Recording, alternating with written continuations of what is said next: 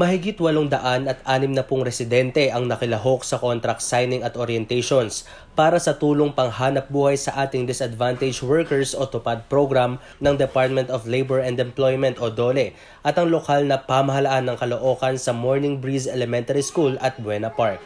Ang TUPAD program ay sinimula ng DOLE sa pakikipagtulungan sa mga lokal na pamahalaan para makapagbigay ng agaran at pansamantalang trabaho sa mga kwalipikadong residente. Ang mayor ng lungsod na si Mayor Dale Gonzalo Along Malapitan ay nagpasalamat sa koordinasyon ng DOLE at ng Public Employment Service Office upang makalikha ng mga oportunidad para sa mga displaced at underemployed workers at pinangako ang kanyang tuloy-tuloy na suporta sa programa.